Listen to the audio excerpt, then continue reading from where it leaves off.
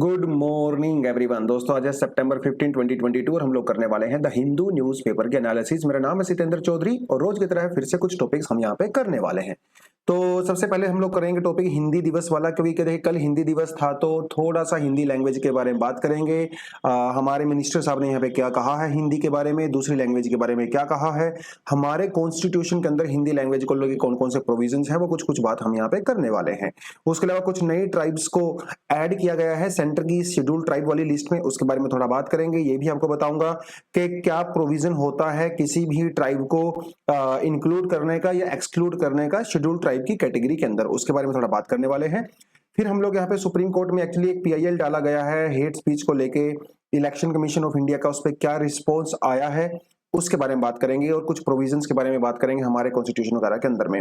उसके अलावा एक छोटा सा आर्टिकल है इन्फ्लेशन को लेके, बिल्कुल छोटा सा है, 1 मिनट का ही रहेगा ये, थोड़ा सा इसको आपको बताऊंगा। एडिटोरियल पेज पे बेसिकली दिया हुआ है। और हिजाब वाला इशू है, थोड़ा इसको कंटिन्यू करेंगे हम लोग यहाँ पे। और फिर एक आता है एससीओ एंड इंडिया, आपको पता है कि मीटिंग चल रही है उज्बेकिस्तान के अंदर। इंडिया जो एससीओ है ना, पूरा ग्रुप जो है वेस्टर्न कंट्रीज के अंदर, अमेरिका यूरोप के अंदर, इसको लेके जो हवा बन रही है इसके अगेंस्ट में इंडिया का उसके लिए क्या रिस्पॉन्स आया है, कुछ कुछ बात हम यहाँ पे करने वाले हैं। रिपीटेड सा रहेगा, ज्यादातर आपने पढ़ा होगा इसके बारे में, बट थोड़ा बहुत अपडेट कर सकते हैं अपनी एग्जिस्टिंग नॉलेज को। ये कल टॉपिक हम लोगों ने किया था, आज एक्सप्लेनर सेक्शन में ये आया है तो थोड़ा सा इसको देखेंगे क्या है ये पूरा मामला, क्या क्राइटेरिया होता है किसी भी मेडिसिन को एसेंशियल मेडिसिन लिस्ट से बाहर निकालने का और इंक्लूड करने का। ये बेसिकली मेन पर्पस है, इसलिए मैंने इसको इंक्लूड यहाँ पे किया है। और देखिए ये 2 एडिटोरियल हैं, ठीक है। ऐसा बहुत कम होता है कि हम लोग 2 एडिटोरियल करते हैं।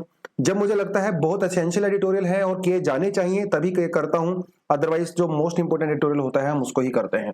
और कुछ स्टूडेंट में आप जो है कमेंट सेक्शन में कमेंट करते हैं कि सर आप जो है एक से ज्यादा एडिटोरियल लिया करें, इंडियन एक्सप्रेस का एडिटोरियल भी करवा दिया करो। देखो ऐसा नहीं होता है। पहली बात तो यह को मैं बताता चलूं कि आप न्यूज़पेपर पढ़ते हो तो एक ही न्यूज़पेपर फॉलो करो थ्रू आउट योर प्रेपरेशन, ठीक है। इंडियन एक्सप्रेस के जो एडिटोरियल हैं उनका जो एडिटोरियल नहीं, बेसिकली जो थीम होती है, जो टॉपिक होता है, देखिए कोई भी एडिटोरियल आता है ना, वो बिना किसी रीजन के ऐसे फालतू में नहीं आता है। उसके आसपास कुछ हो रहा होता है उस समय, है ना, 15-20 दिन के अंदर अंदर कुछ हो रहा होता है या फिर कुछ होना होता है, तभी उसी थीम के ऊपर बनता है। और उन्हीं सभी थीम के ऊपर द हिंदू में भी एडिटोरियल आता है, राइट, क्योंकि इश्यूज तो वही चल रहे हैं ना, तो वही चीजें रिपीट हो जाती हैं। तो आप इंडियन एक्सप्रेस में एसेंशियल मेडिसिन वाला एडिटोरियल वहां पे आ गया है, ऑलरेडी 2 दिन पहले आया था, यहाँ पे भी 2 दिन से आ रहा है, तो यही चीजें वहां पे कवर होती है, वही यहाँ पे कवर होती है, मोर और लेस। तो इसलिए आप एक ही न्यूज़पेपर को पढ़ो, आपका समय बचेगा और आप ज्यादा कॉन्सेंट्रेट होकर भी पढ़ाई कर सकते हो, क्योंकि आप ना भटकोगे नहीं, पहली बात ये। और न्यूज़पेपर के अंदर भी ऐसा नहीं है कि जितने एडिटोरियल आते हैं वो सब इंपॉर्टेंट होते हैं। यूजली एक एडिटोरियल ऐसा होता है जो ज्यादा इंपॉर्टेंट होता है, कुछ एडिटोरियल ऐसे होते हैं जो इतने ज्यादा इंपॉर्टेंट नहीं होते हैं, जो मैं आपको एडिशनल आर्टिकल्स में दे देता हूं, आप उसको थोड़ा अपने हिसाब से पढ़ सकते हो, ठीक है। और अगर आपके पास समय है तो मेरी एक्सप्लेनेशन के बाद आप खुद भी एडिटोरियल पढ़ें। आर्टिकल्स पढ़ने की कोई जरूरत नहीं है, यहां जो आपको कंटेंट मिलता है जो पढ़ाता हूं, लेकिन एडिटोरियल में चाहता हूं कि आप खुद भी पढ़ो, ठीक है। पहले यहां से एनालिसिस सुन लो मेरे से, फिर घर जाके उसको खुद भी पढ़ो, क्योंकि जब आप खुद से पढ़ोगे ना आपकी लैंग्वेज इंप्रूव होगा, आपकी वोकैबुलरी इंप्रूव होगी, सेंटेंस मेकिंग इंप्रूव होगी, इंग्लिश आपकी इंप्रूव होगी, आंसर राइटिंग में बाद में काफी हेल्प करता है, तो वो भी पढ़ लिया करो कम से कम, ठीक है। चलिए तो आगे बढ़ते हैं दोस्तों। फ्रंट पेज पे क्या हो रहा है आज हंगामा थोड़ा देख लेते हैं। ये भैया गवर्नमेंट बिक गई है, तो बिक गई है गवर्नमेंट, ये गोवा वाली। तो 8 एमएलए जो हैं वो कांग्रेस वाले जो बीजेपी में शामिल हो गए हैं, तो एंटी डिफेक्शन वो वगैरह खूब खूब दोबारा से चलने वाला है, इसमें कोई डाउट नहीं है। तो अभी इसको थोड़ा सा होल्ड करते हैं, थोड़ा सा पेशेंस रखते हैं, क्योंकि अभी थोड़े दिन पहले हम लोगों ने एंटी डिफेक्शन कितना किया था, जब महाराष्ट्र के अंदर इशू चल रहा था, डेली बेसिस पे किया था।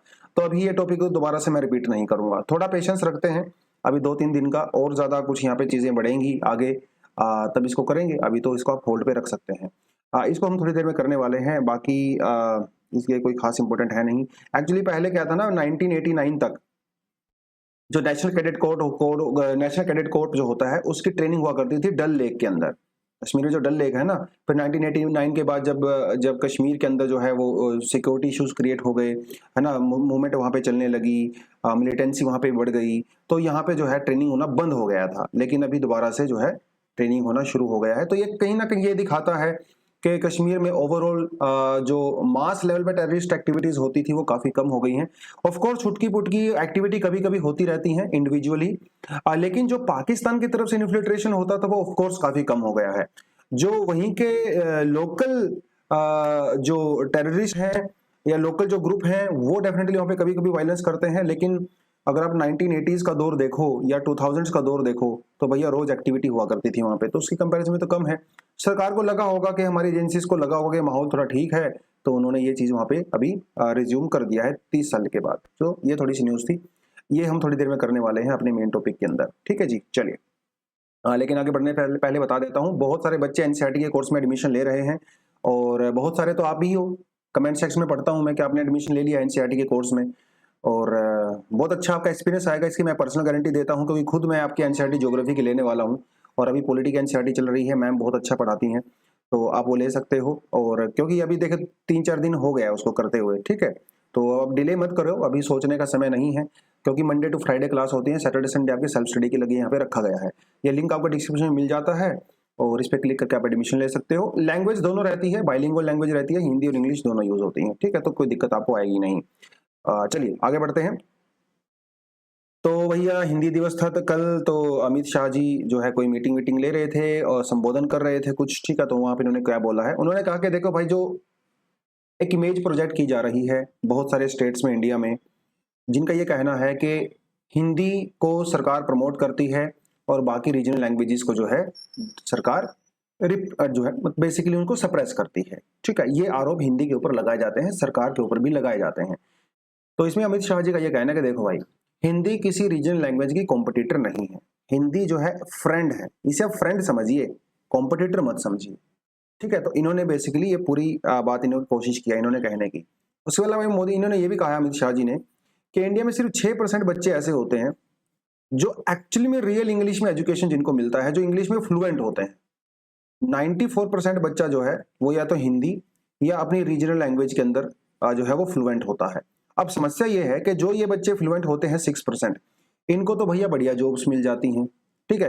ये जो वाले बच्चे हैं उनको जॉब्स वगैरह नहीं मिल पाती हैं उतनी, क्योंकि आपको पता है आज भी इंग्लिश एक हमारे इंडिया में सिर्फ लैंग्वेज ही नहीं है, इंग्लिश एक क्लास है ना। जो आदमी इंग्लिश बोलता है चाहे वो बकवास बात कर रहा हो, ऐसा लगता है अरे यार ये तो बड़ा इंटेलेक्चुअल आदमी है ना, उसकी बात लोग ध्यान से सुनते हैं। और अगर आप मराठी में या तमिल में कितनी भी अच्छी इंटेलेक्चुअल बात कर लें, है ना, लोगों को फील ही नहीं आता है, उनको लगता है ऐसे कुछ भी बोल रहा है। ये बिल्कुल मेंटेलिटी है हमारी। और ये मेंटेलिटी कहाँ से आती है? ये मेंटेलिटी हमारी ब्रिटिश से आती है, क्योंकि देवर आवर मास्टर्स।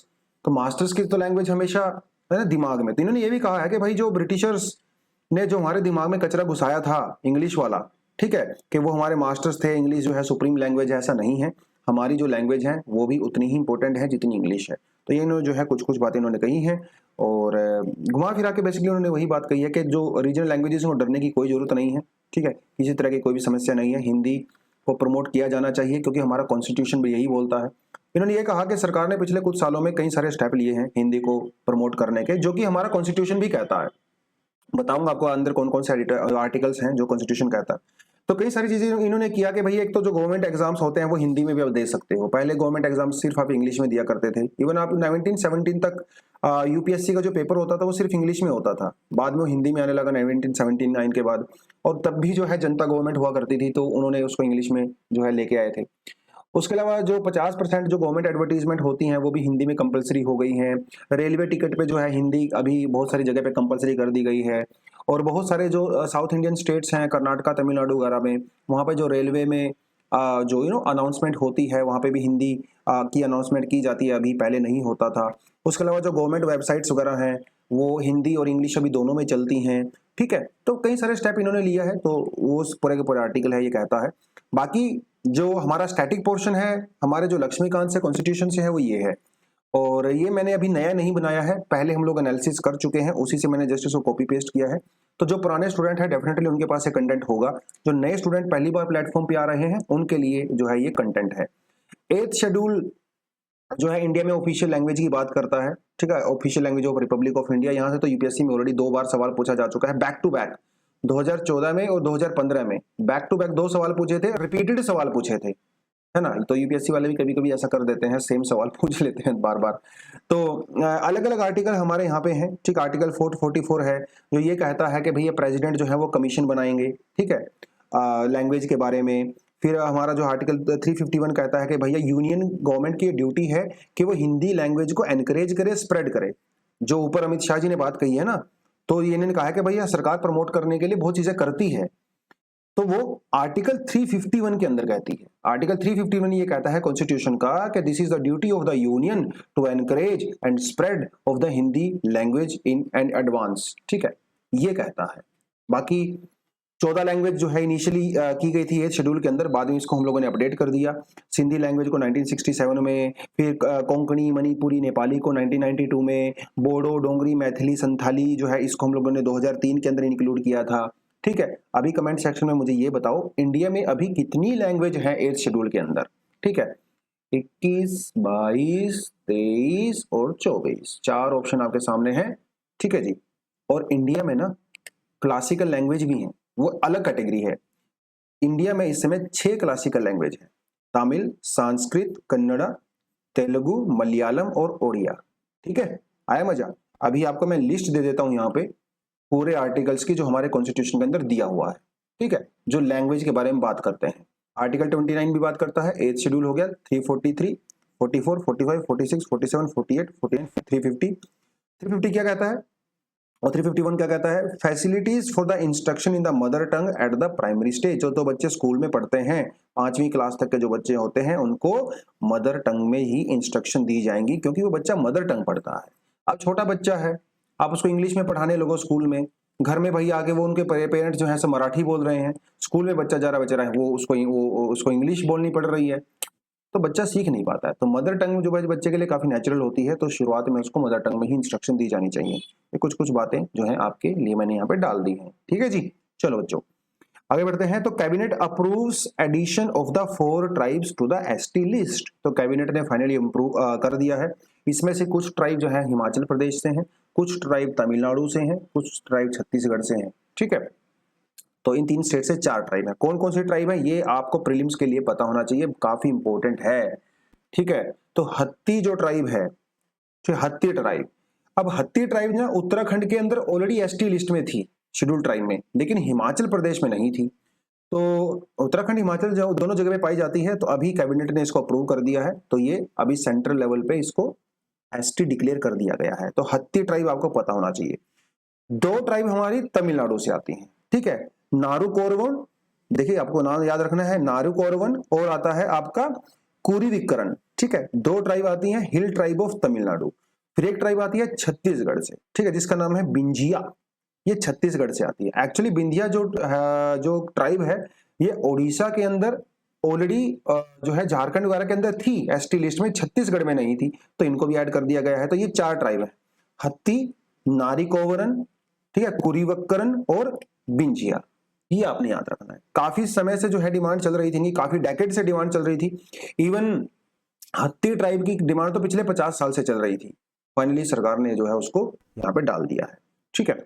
उसके अलावा जो गोंड कम्युनिटी है जो उत्तर प्रदेश वगैरह में, बिहार में जो है कई सारी डिस्ट्रिक्ट में रहती हैं, सरकार ने वो प्रपोजल भी एक्सेप्ट कर लिया है। अभी गोंड कम्युनिटी जो है वो एससी के अंदर आती है, शेड्यूल कास्ट में आती है, तो उसको भी एसटी लिस्ट में डाला जा सकता है, अभी थोड़ी जल्दी ही डाला जा सकता है। उसके अलावा कुछ और प्रपोजल भी आए हैं, जैसे देखिए कई ट्राइब की होती है, इनकी स्पेलिंग्स अलग होती हैं, प्रोनाउंसिएशन अलग होती है, तो वो भी सरकार ने इंक्लूड कर दिया है, ठीक है। ये कोई खास इंपॉर्टेंट एस्पेक्ट नहीं है, ये वाला एस्पेक्ट काफी इंपॉर्टेंट है। तो अगर हम लोग शेड्यूल ट्राइब की बात करें तो कौन होती है शेड्यूल ट्राइब, इसका क्या क्राइटेरिया होता है, ये भी एक इंपॉर्टेंट चीज है। देखिए कॉन्स्टिट्यूशन के अंदर कोई भी क्राइटेरिया नहीं बताया गया है शेड्यूल ट्राइब के लिए, एक प्रैक्टिस होती है। तो 4 क्राइटेरिया माने जाते हैं शेड्यूल ट्राइब को जस्टिफाई करने के लिए। पहला क्राइटेरिया होता है कि भैया इंडिकेशन ऑफ प्रिमिटिव ट्रेड्स, ठीक है। प्रिमिटिव ट्रेड्स होते हैं, मॉडर्न ट्रेड्स नहीं होते हैं। मे बी आपकी एग्रीकल्चर प्रैक्टिसेस, आपकी इकोनॉमिक प्रैक्टिसेस, वो सब जो है थोड़ी सी पुरानी होती हैं, प्रिमिटिव होती हैं। डिस्टिंक्टिव कल्चर होता है, ठीक है, बिल्कुल डिफरेंट कल्चर होता है आपका, शादी ब्याह करने का, खाना खाने का, कपड़े पहनने का, लैंग्वेज का, ना पूजा पाठ करने का डिस्टिंक्टिव कल्चर होता है।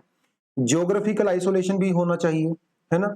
अब ऐसा नहीं है कि भाई दिल्ली के आप कोर सेंटर में रह रहे हो, आप नई दिल्ली में रह रहे हो और इतने सालों से आपको एसटी डिक्लेयर कर दिया जाएगा, वो आइसोलेशन नहीं होता है, ठीक है। तो थोड़ा आइसोलेशन भी होना चाहिए। शाइनेस और contact with the community at the large, तो यूजुअली जो है और बैकवर्डनेस ना, ये तो कंबाइन ही हो गया ये। तो ये कुछ क्राइटेरिया हैं जो यूजुअली यहाँ पे मेजर किए जाते हैं।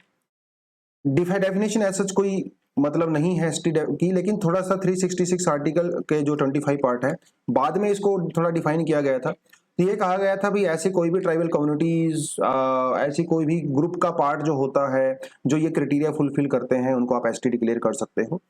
एसटी डिक्लेयर करने की पावर जो है सेंटर और स्टेट दोनों के पास होती है। बेसिकली इनिशियल पावर स्टेट के पास होती है, फिर स्टेट जो है वो डिमांड करता है सेंटर से, फिर सेंटर उसको अप्रूव कर सकता है, ठीक है।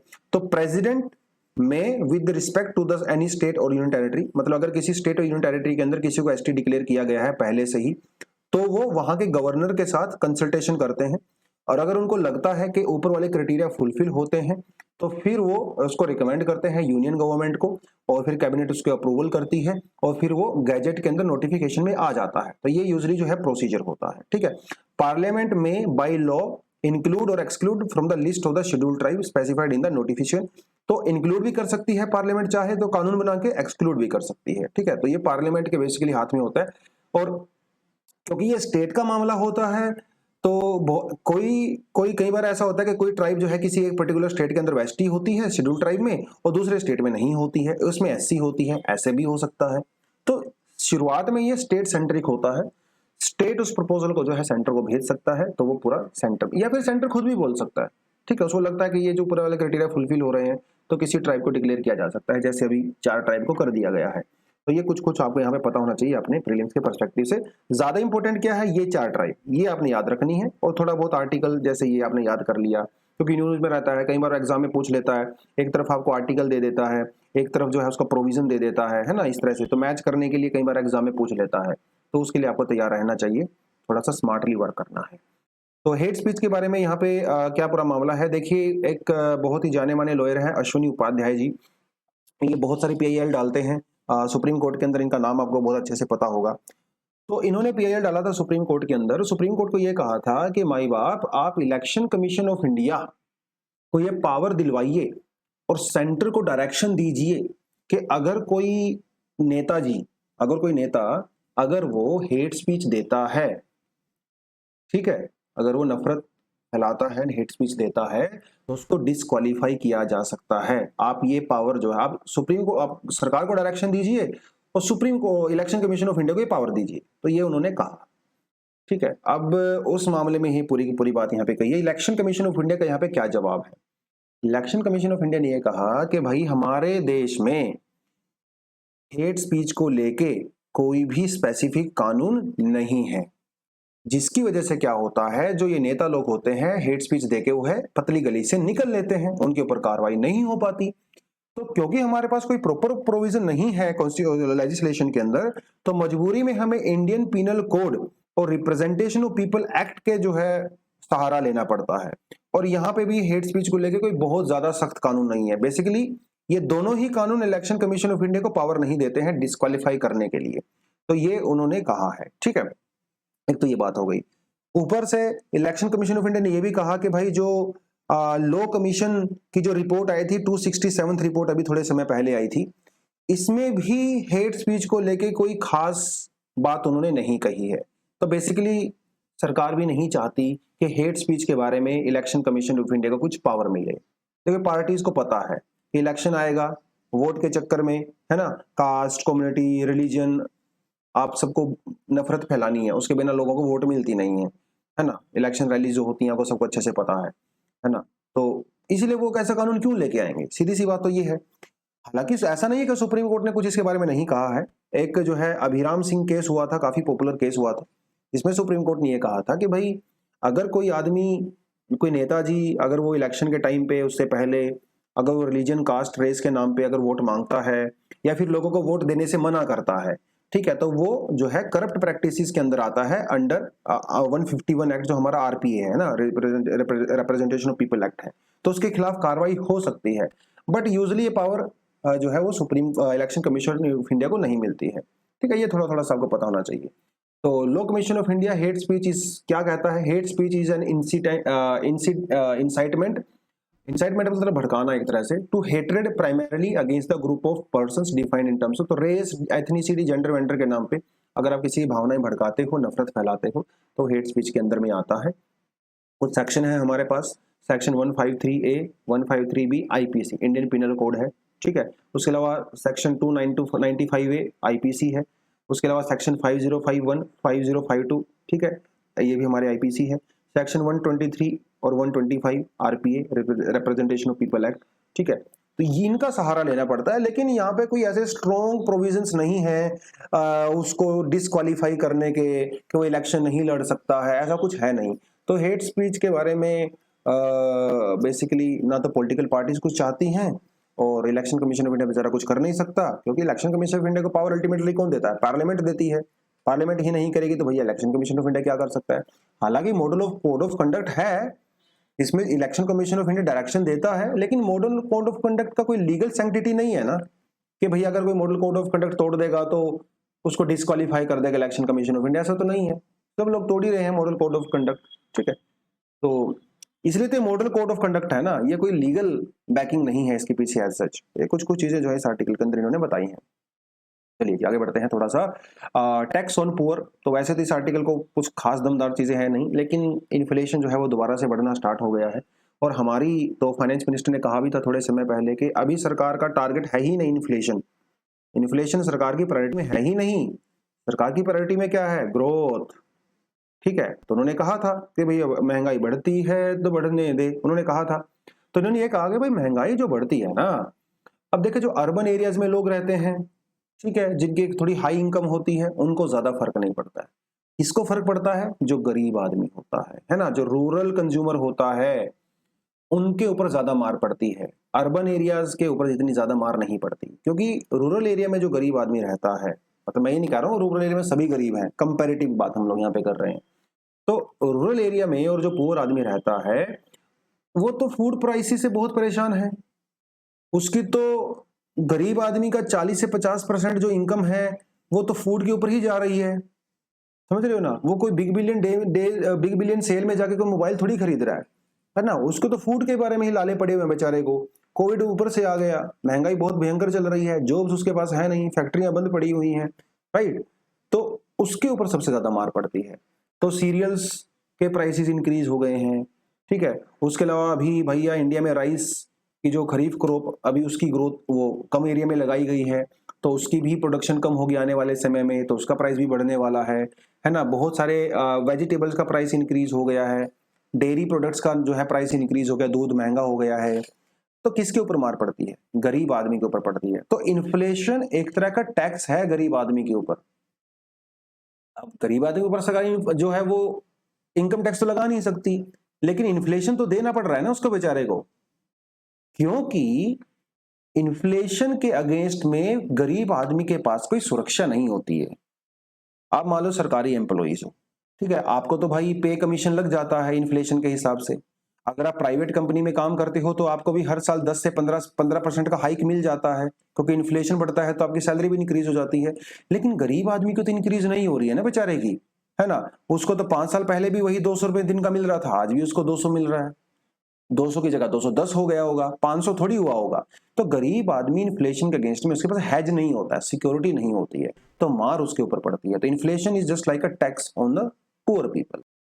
दोस्तों जो नेक्स्ट हमारे पास टॉपिक आता है वो आता है हिजाब वाली रो से। कई बार लगातार इस टॉपिक को हम लोग कर रहे हैं। तो यहाँ पे क्या है ना, जितनी भी गर्ल्स हैं उन सभी के जो है लगभग लगभग अलग अलग जो है लॉयर्स हैं, तो अलग अलग वो दलीलें देते हैं सुप्रीम कोर्ट में हिजाब के बारे में। तो इन्होंने ये कहा कि भाई जो जिन गर्ल्स को जो है स्कूल में अलाउ नहीं किया गया है, जो हिजाब पहन के आई थी, वो सिर्फ एक डिसिप्लिन का मैटर नहीं है। आप ये नहीं कह सकते हो इससे सरकार जो है क्लास का डिसिप्लिन खराब हो गया, अनुशासन खराब हो गया है।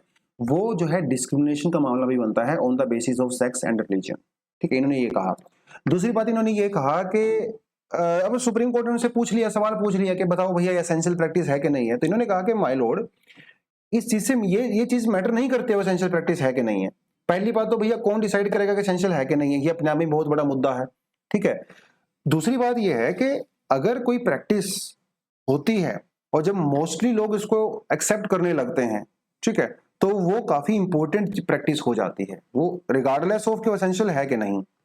और जो हिजाब है और यहाँ की बहुत सारी महिलाएं हैं जो कम्युनिटी के अंदर हैं, वो इसको पहनना पसंद करती हैं, वो इसको जो है अपना राइट मानती हैं, वो इसको अपना रिलीजन एक डिग्निटी का सिंबल मानती हैं, तो उनके लिए तो वो डिग्निटी है ना।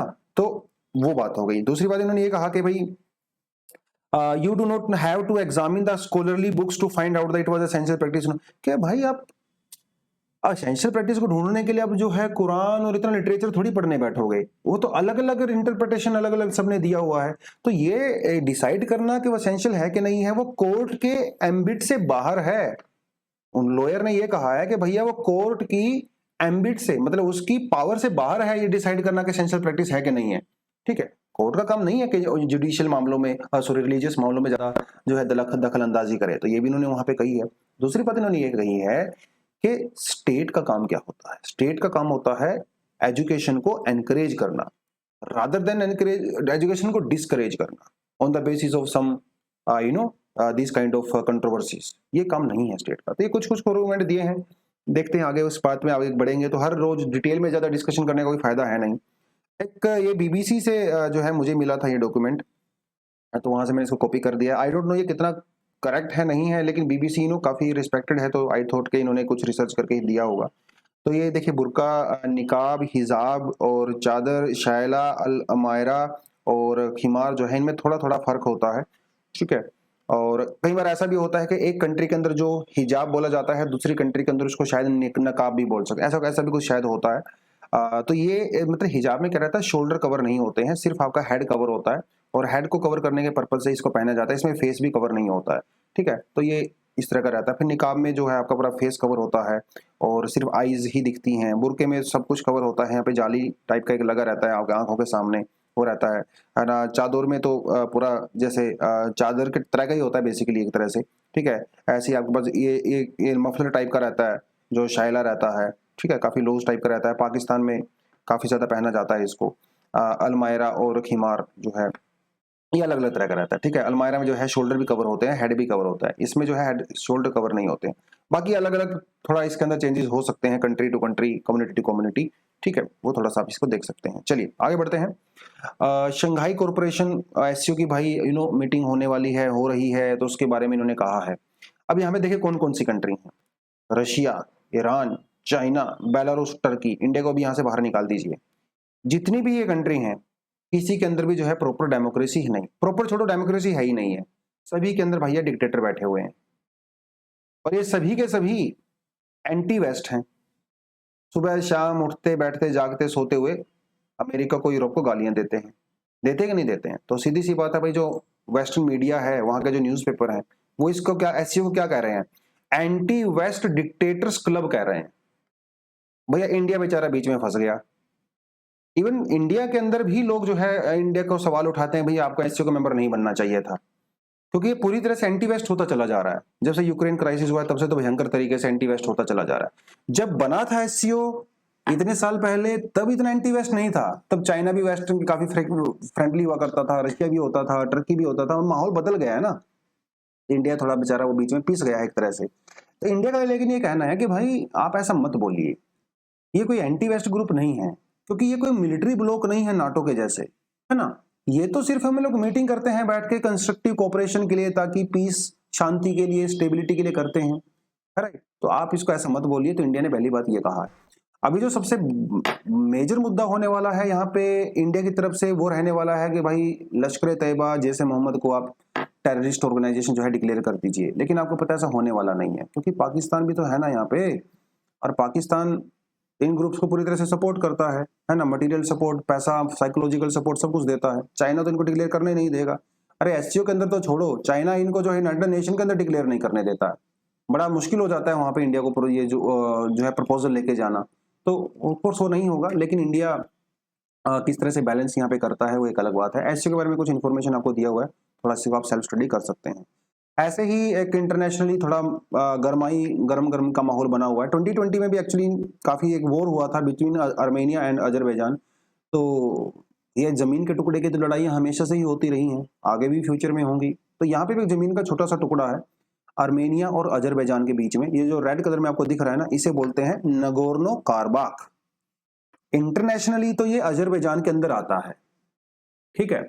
लेकिन यहाँ पे जो लोग रहते हैं मेजरली वो अर्मेनियंस हैं, ठीक है। और अर्मेनियन फोर्सेस ही यहाँ पे लगभग लगभग कंट्रोल करती हैं और वो अजरबैजान को रिकॉग्नाइज नहीं करती हैं, जिसकी वजह से यहाँ पे हंगामा होता है, ठीक है। 2020 में इनके बीच में लड़ाई हुई, अभी दोबारा से शुरू हो गई है।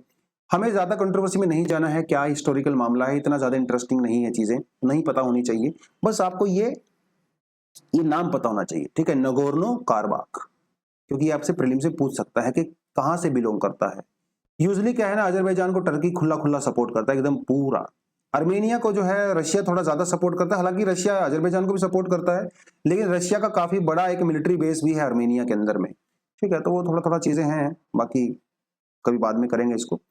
असेंशियल मेडिसिन लिस्ट को लेके जो है बाकी हमें ज्यादा पढ़ने की जरूरत नहीं है कि भाई अभी हम लोगों ने 34 नई मेडिसिन को ऐड कर दिया गया है, टोटल 384 हो गई हैं, ये कोई इंपॉर्टेंट नहीं है।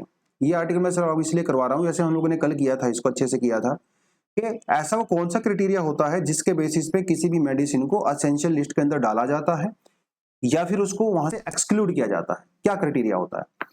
कुछ कुछ क्राइटेरिया इन्होंने यहाँ पे बताए हैं। तो इन्होंने एक तो क्राइटेरिया ये बताया है कि भाई ऐसी कोई भी ड्रग्स, ऐसी कोई भी दवाई जो पब्लिक हेल्थ प्रॉब्लम को दूर करती है, उसके लिए ट्रीटमेंट करती है, तो उसको लिस्ट में डाला जाता है। जैसे एक एग्जांपल आप जैसे चिकनगुनिया का दे सकते हो, तो चिकनगुनिया वाली जो ड्रग्स होती हैं वो एसेंशियल उसके अंदर आती हैं, क्योंकि काफी लार्जर पब्लिक को इम्पैक्ट करता है। उसके अलावा सिर्फ ऐसी दवाइयां ही इस लिस्ट में आ सकती हैं जो काफी इफेक्टिव होती हैं, समझ रहे हो, काफी सेफ होती हैं, ठीक है, और साइंटिफिक एविडेंस बेस्ड होती हैं, उनको ही इसके अंदर इंक्लूड किया जाता है। उसके अलावा कुछ ऐसी दवाइयों को इंक्लूड किया जाता है जो कि हमारा जो नेशनल हेल्थ प्रोग्राम है वो उनको रिकमेंड करता है on the basis of different different things, ठीक है, ये इन्होंने कहा। उसके अलावा कहा है beside this the price of the total treatment is considered and note the unit price of the medicine. तो हर इंडिविजुअल दवाई यहाँ पे कंसिडर नहीं की जाती है, बल्कि आपके ट्रीटमेंट का जो पूरा खर्चा होता है उसके बेसिस पे डिसाइड किया जाता है कि इसको एसेंशियल के अंदर डालें कि ना डालें। ये कुछ कुछ क्राइटेरिया होते हैं। ऐसे ही उसको एक्सक्लूड करने के भी क्राइटेरिया होते हैं। पहली बात तो अगर वो दवाई बैन कर दी गई है तो एसेंशियल लिस्ट के अंदर नहीं हो सकती, ठीक है। दूसरी बात, अगर वो सेफ नहीं है, अगर वो इफेक्टिव नहीं है, तो उसको आप एसेंशियल लिस्ट के अंदर नहीं डालते। तीसरी बात, ऐसा हो 10 साल पहले जो दवाई थी वो लार्जर पब्लिक हेल्थ को ट्रीटमेंट कर रही थी, लेकिन अभी हो सकता है कि वो ट्रीटमेंट ना करे। हो सकता है कि जो बीमारी 20 साल पहले लार्जर पब्लिक हेल्थ कंसर्न हुआ करती थी अभी ना हो, ये भी तो पॉसिबिलिटी हो सकती है ना। तो उन दवाइयों को यहाँ से एक्सक्लूड कर दिया जाता है, और इसमें ज्यादा यहाँ पे जाने की कोई जरूरत नहीं है। लेकिन 3 ऐसे क्राइटेरिया हैं बेसिकली जो फोकस किए जाते हैं किसी भी दवाई के लिए: कॉस्ट, सेफ्टी और एफिकेसी। 3 क्राइटेरिया होते हैं जिनके बेसिस पे सारी चीजें यहाँ पे होती हैं, ठीक है। चलिए आगे बढ़ते हैं। अगला आता है हमारे पास आज का एडिटोरियल, और आपको पता है हम लोग 2 एडिटोरियल करने वाले हैं, इसलिए हल्का हल्का करेंगे दोनों को, अदरवाइज टाइम बहुत ज्यादा चला जाएगा। और वैसे भी इनके अंदर कुछ कुछ चीजें इंपॉर्टेंट है, कुछ कुछ चीजें नहीं है। तो जीन ड्रीज और एस्थ्रो डुफ्लो आपको पता है कि नोबेल लॉरिएट हैं, बहुत बड़े नाम हैं, और इंडिया बेसिक सेंट्रिक काफी स्टडी इन्होंने किया है। अमर्त्य सेन जी के क्लोज फ्रेंड भी हैं, उनके साथ कई सारी बुक्स भी इन्होंने पब्लिश करी हैं, और यूजुअली क्या है ना, सोशल इश्यूज के बारे में डिस्कशन करते हैं ज्यादातर।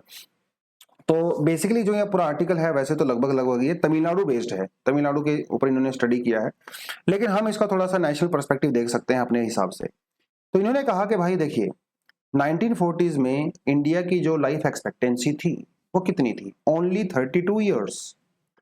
अभी इंडिया में लाइफ एक्सपेक्टेंसी कितनी है, 70 ईयर्स। कितना बड़ा जंप है। तो लाइफ एक्सपेक्टेंसी क्या दिखाता है कि चीजें इंप्रूव हो रही है। तो ये हिस्टोरिकल अचीवमेंट है जो इंडिया ने अचीव किया है। फर्टिलिटी रेट जहां 1940s में 6 हुआ करती थी, मतलब ऑन एन एवरेज एक औरत जो है 6 बच्चे पैदा करती थी, अभी इंडिया में वो जो है 2 हो चुका है, ओनली 2 बेबीज, ठीक है। इससे क्या हुआ, महिलाओं को जो है उनकी हेल्थ इंप्रूव हुई, जो बार बार बच्चे पैदा करने में जो दिक्कतें होती थी वो भी दूर हो गई। लेकिन इसकी एक अलग साइड भी है, बच्चे जब पैदा कम हो रहे हैं, बर्थ रेट कम हो रही है, तो अलग साइड तो होनी ही है ऑफ कोर्स, हमारी पॉपुलेशन बूढ़ी हो रही है। ये समस्या सिर्फ इंडिया में नहीं है, दुनिया भर में प्रॉब्लम है। इंडिया में तो खैर अभी भी यंगेस्ट कंट्री में गिना जाता है, लेकिन आने वाले समय में तो और ज्यादा बढ़ जाएगी। 2011 के अंदर इंडिया में जो ओल्ड एज पीपल पॉपुलेशन है वो सिर्फ 9% हुआ करती थी। 2036 में ये पॉपुलेशन कितनी हो जाएगी, 18% हो जाएगी। 2050 तक जाते जाते ये जो है पॉपुलेशन 25% तक हो सकती है। हो सकती है कि नहीं हो सकती है। तो 25% पॉपुलेशन की टेक केयर कैसे होगी, वो बड़ा सवाल है। उसकी टेक केयर के लिए एक बहुत बड़ा स्टेप हो सकता है पेंशन, ओल्ड एज में पेंशन देना। देखिए, ज्यादातर जो बुजुर्ग लोग होते हैं वो उनको मेंटल हेल्थ की प्रॉब्लम होती है, डिप्रेशन की प्रॉब्लम होती है, ठीक है।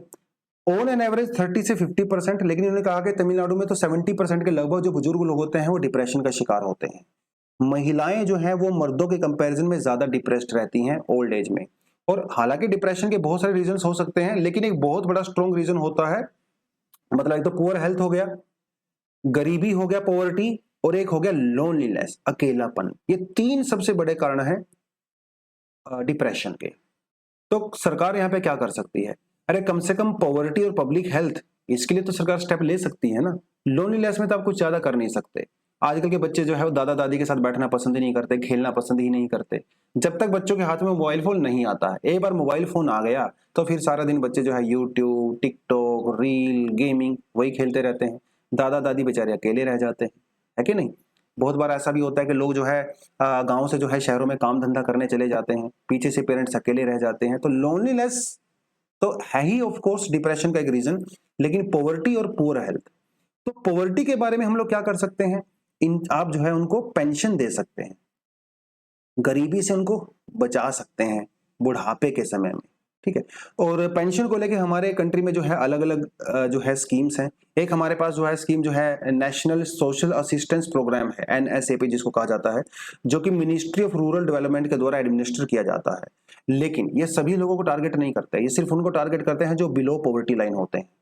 और इसके अंदर बहुत सालों से अपडेट भी नहीं किया गया है, समझ रहे हो? 2006 में पर मंथ जो है 200 रुपए दिए जाते थे, 200 रुपए, और आज जो है सिर्फ 300 रुपए, और 300 रुपए दिए जाते थे विडोज को। आज भी इसके अंदर ज्यादा चेंज नहीं हुआ है। कितना कम पैसा भाई, 200 रुपए महीने में क्या ही होता है? सेंटर की तरफ से इतना असिस्टेंस मिलता है, क्योंकि हमारे यहाँ पे जो कॉन्सेप्ट है ना वो यूनिवर्सल पेंशन का कॉन्सेप्ट नहीं है।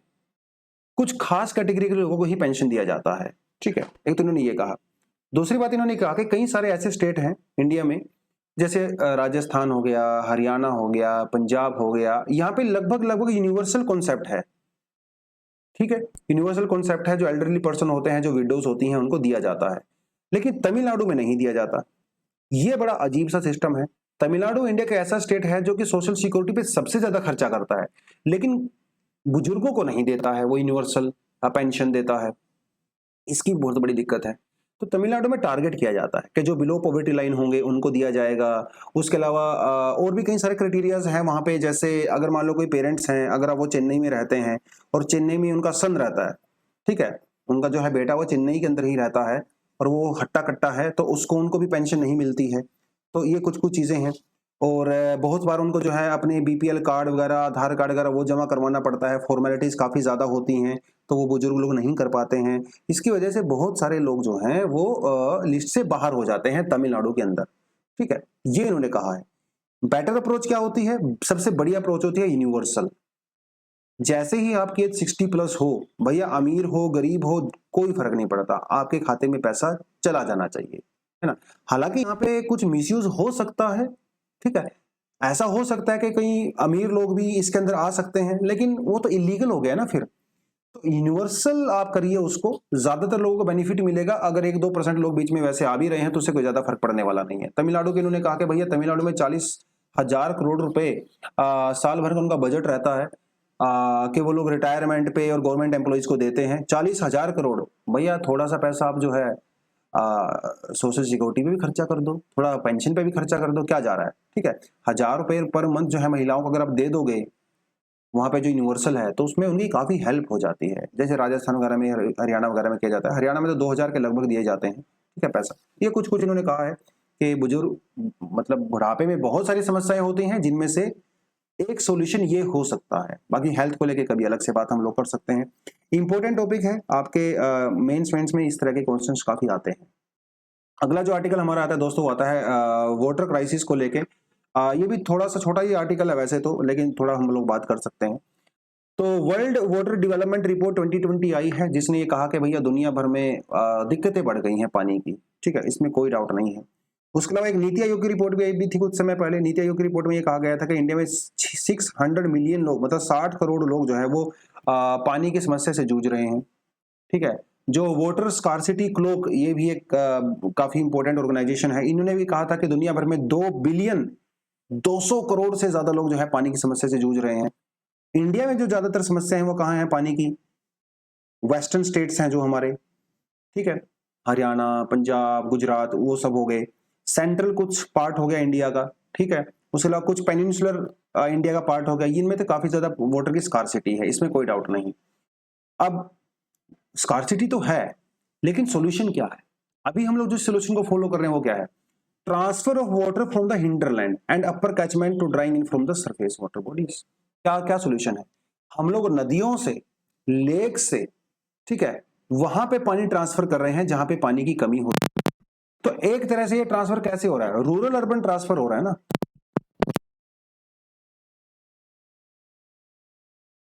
नदियों का पानी आपने ट्रांसफर कर दिया शहरों की तरफ। बेंगलोर का आप एग्जांपल देख सकते हो, चेन्नई का एग्जांपल देख सकते हो, अहमदाबाद का एग्जांपल तो इन्होंने खुद दिया हुआ है। तो ये सॉल्यूशन जो है ये लोग निकालने की कोशिश कर रहे हैं।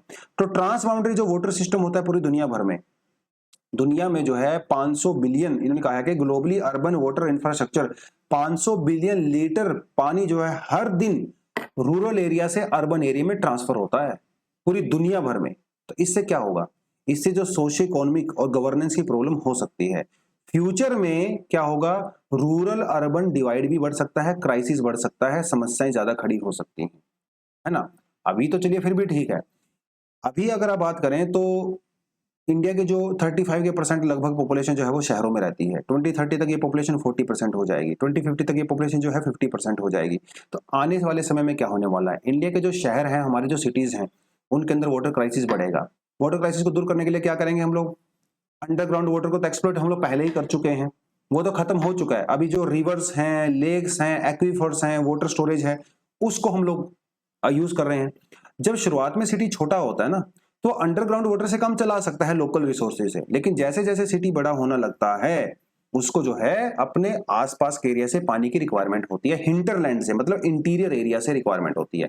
अहमदाबाद का इन्होंने एग्जांपल दिया। 1980s के दौर में अहमदाबाद की जो वाटर की नीड्स थी वो ग्राउंड वाटर से पूरी हो जाती थी, लेकिन अब नहीं हो रही है। नर्मदा कनाल बना के जो है अहमदाबाद की वाटर की नीड्स को पूरा करना पड़ रहा है। तो इसका मतलब जो नर्मदा कनाल का पानी आपने ट्रांसफर कर दिया तो उन एरिया में तो दिक्कत हो गई ना भाई। वहां पे एग्रीकल्चर के लिए पानी कैसे आएगा? इरिगेशन के लिए पानी कैसे आएगा? पानी तो आप सारा शहरों में लेके चले गए। तो रूरल टू अर्बन फ्यूचर में जो है समस्या यहाँ पे बढ़ने वाली है। क्राइसिस बढ़ेगा, पॉलिटिकल क्राइसिस होगा, डिस्प्यूट बढ़ेंगे, है ना, राइट्स वगैरह भी हो सकते हैं, ये सारी समस्याएं। तो इन्होंने कहा कि भाई ये समस्या को ध्यान में रखना चाहिए सरकार को, ठीक है। जो हम अगर अर्बन प्लानिंग वगैरह करते हैं उसको थोड़ा सा प्रॉपर तरीके से करिए। एक जो है सिस्टम पर्सपेक्टिव लेके आइए, एक प्रॉपर अप्रोच लेके आइए। जब शहरों को आप डिजाइन करते हो तो वहाँ पे जितने शेयर होल्डर होते हैं उनके साथ डिस्कशन प्रॉपर तरीके से करिए।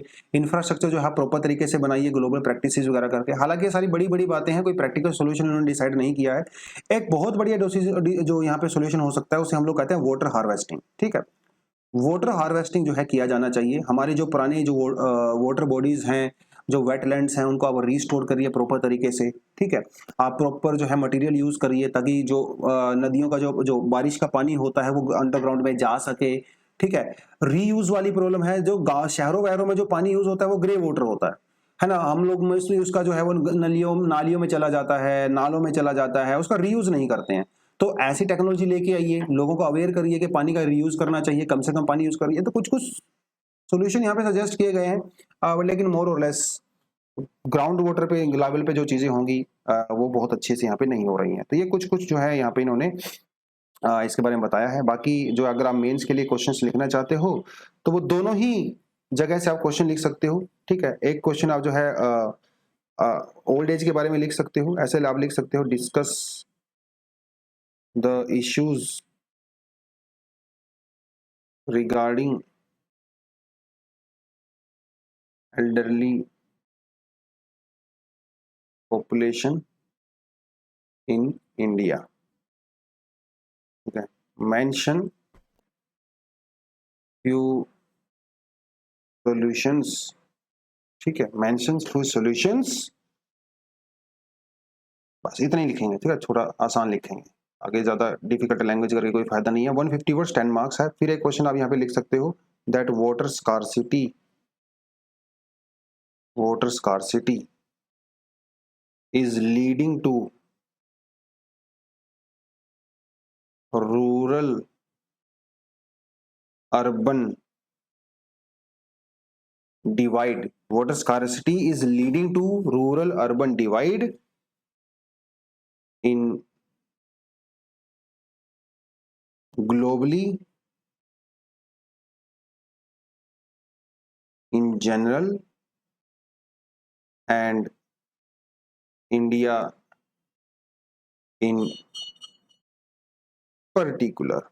डिस्कस करना है, कमेंट भी कर सकते हो, एग्जामिन भी कर सकते हो, जैसा आपका मूड करे आप वैसा ही कर सकते हो। ठीक है, 150 वर्ड्स में दे रहा हूँ, ठीक है, आप इसको आराम से लिख सकते हो। ये यूजली जो हमारा आर्टिकल है वहां से हैंडल आपका आराम से हो जाएगा। दोस्तों आज के लिए इतना ही था। अगर पसंद आया तो वीडियो को लाइक जरूर करो, चैनल को सब्सक्राइब करो, दोस्तों को बताओ, एंजॉय करो। Thank you very much, all the best, जय हिंद।